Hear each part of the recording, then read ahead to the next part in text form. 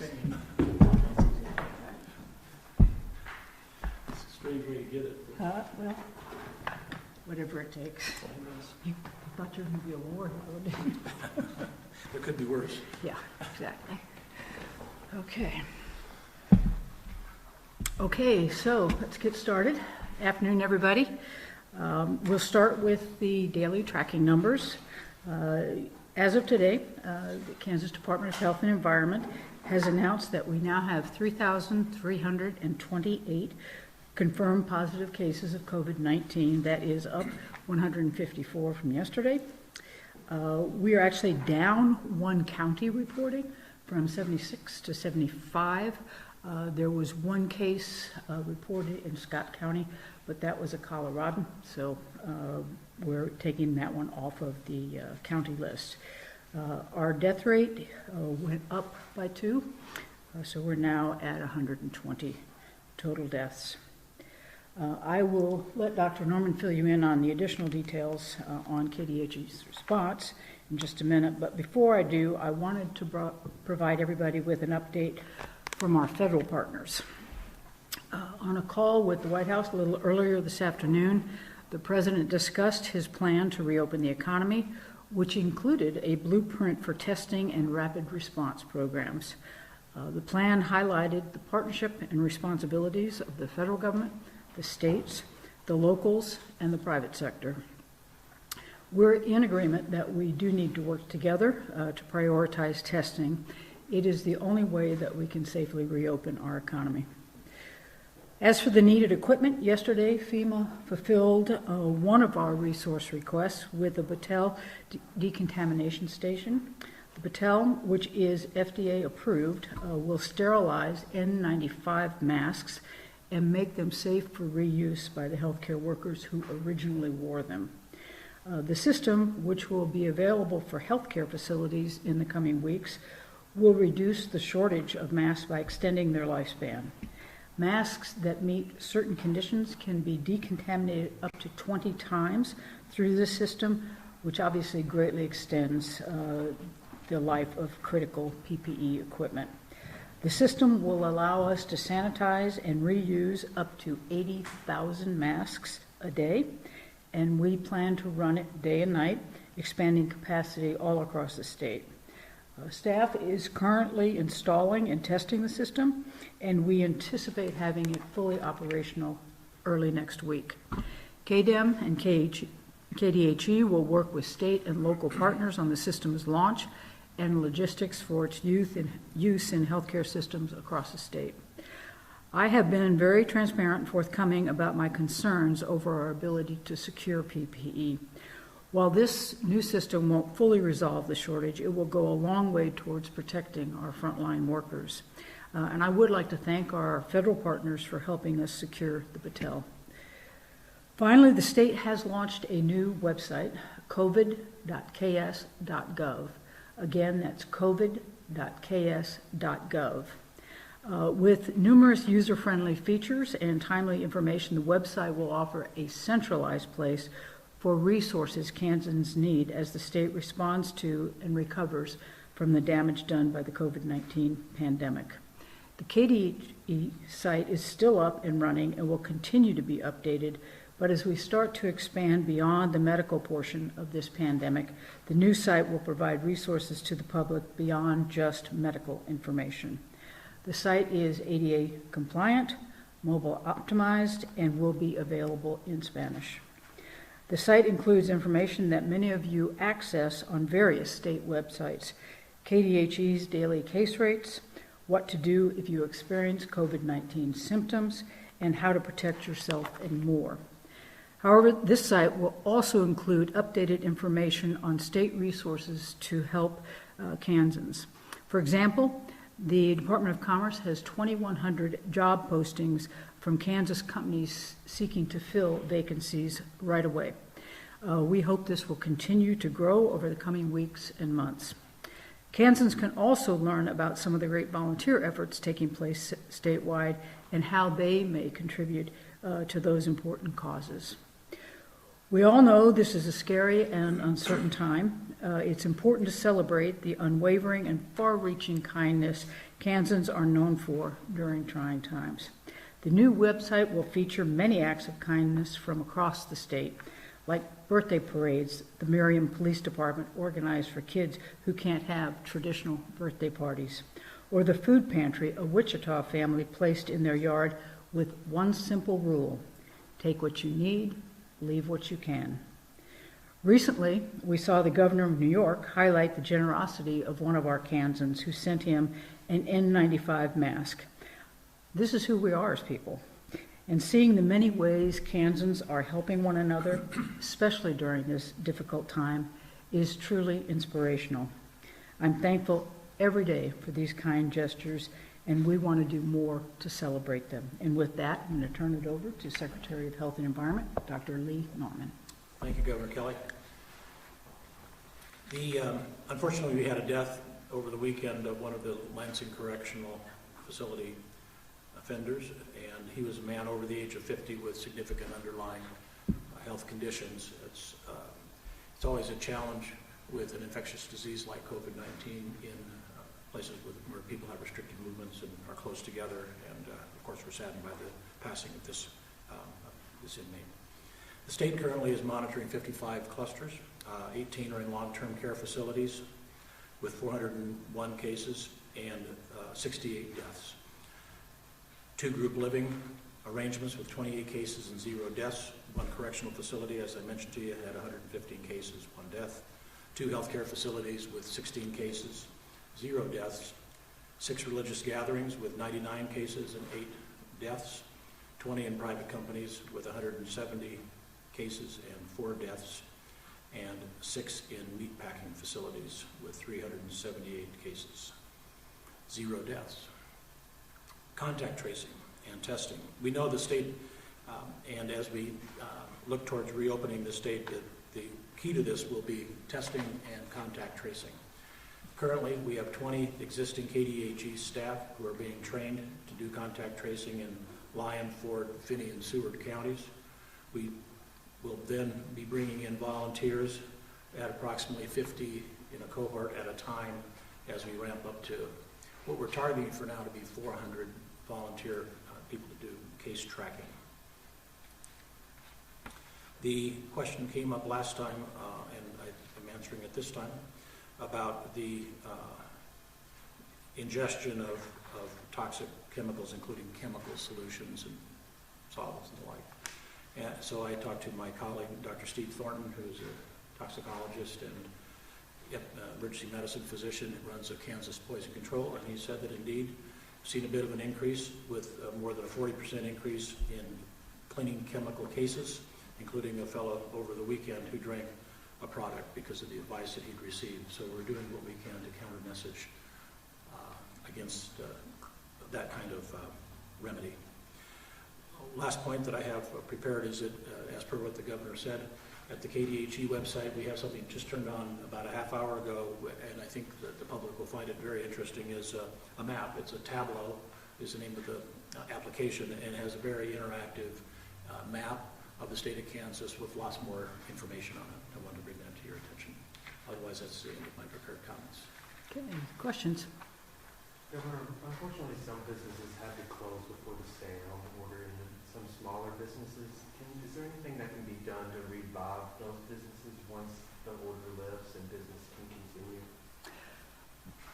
Well, we need to look at that on a case-by-case basis, but we are hoping that the CARES Act will provide us some resources to be able to assist in a whole host of areas, including in our business area.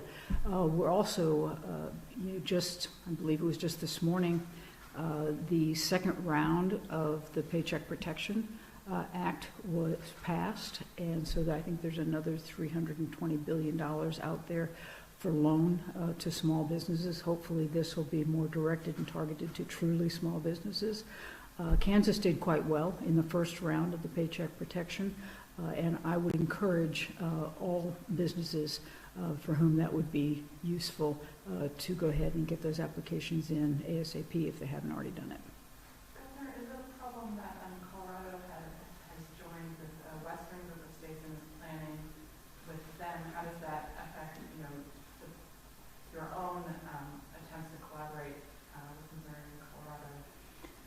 Well, I think Colorado is, much like Kansas in that it's got, it's the west, Denver and west, and then it's got its eastern portion, which is really much more like western Kansas. So I think we'll continue to work with the state of Colorado focused on that particular region.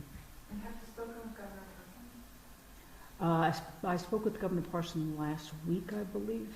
But I know that he is having a press conference this afternoon, I believe, in fact, just a few minutes. And I asked my chief of staff to see if he could get a copy of the rollout, because apparently Missouri is doing their rollout, how they're phasing back in their economy this afternoon. So I don't know if we've gotten that yet, but I'll be looking for it. But you're still going to collaborate? Yeah. Can you take us into where you are at in unveiling your reopening plan? Obviously, some Republican legislators said they would like to see that sooner rather than later. When should we expect it to see? Well, all 74 of those legislators had the opportunity to be on a weekly call with me, and where we talk about exactly those kinds of things. They also have had access directly to our government affairs folks, so if they had questions or concerns or wanted to provide input, that resource has been available to them for quite some time. So they're fully aware that we have been working on the recovery plan, and that we plan to announce that this week. We're continuing to sort of dot the I's and cross the T's. We have had numerous phone calls with all sorts of industry sectors to get their input, so that what we put out there, in addition to working with our neighboring states, we've been working within the state with our own industries, our public health partners. Just got off the phone this morning with our safety net clinics. We're working with everybody in the state of Kansas that we possibly can, so that when we put these out, they will have provided us input, but they'll also know what to anticipate and can work accordingly. So we've said we will announce that on Thursday afternoon, but that doesn't mean we haven't been having lots and lots of conversations, including with legislators, prior to that time. Governor, can you mentioned the unfortunate death at Lansing. Can you address, is the prison safely staffed, given the sheer number of staff members who are either in quarantine or have contracted the virus? Are you confident that the prison has been able to maintain safe staffing levels?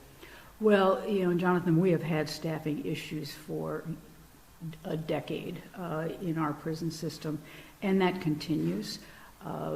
The one thing that we have going for us at Lansing is that new facility that was built and is being occupied at this point, and that does, because of the layout and configuration, does reduce staffing requirements. So it doesn't eliminate the shortage, but it certainly reduces the problem.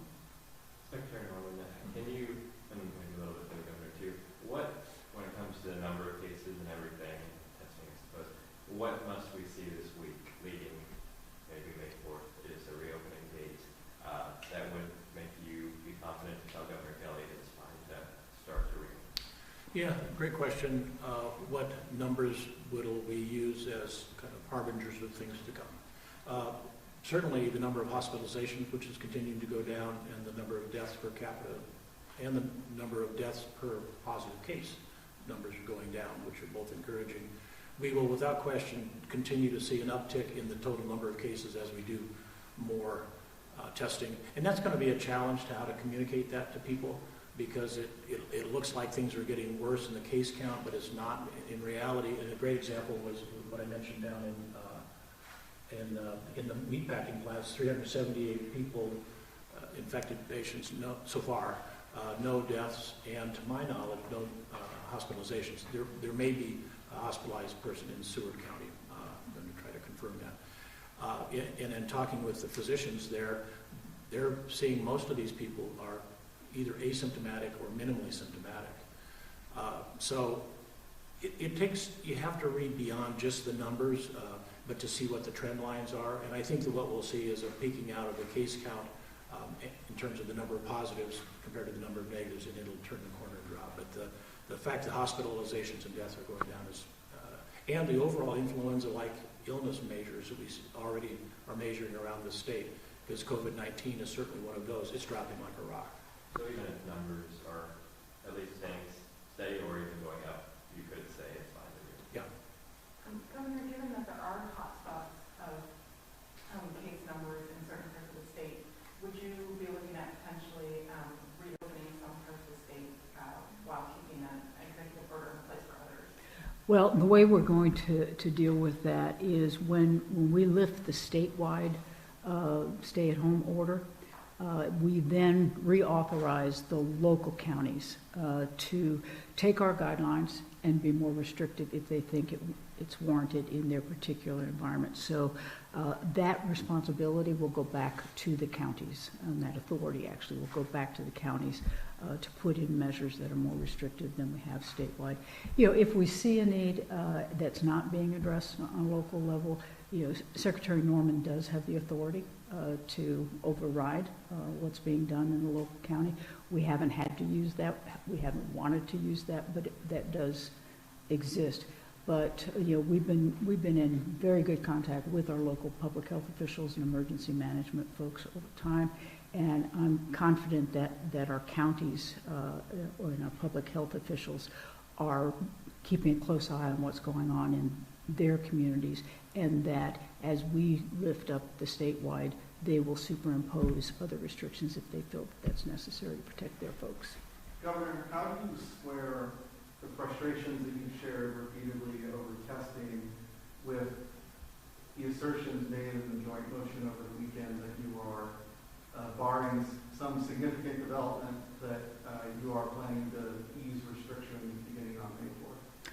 Well, I think you've heard Dr. Norman now several times talk about the metrics that we'll be looking at to determine if it's safe to do that. And right now, I think we're determining that it is, that the trends are such that we're comfortable with that.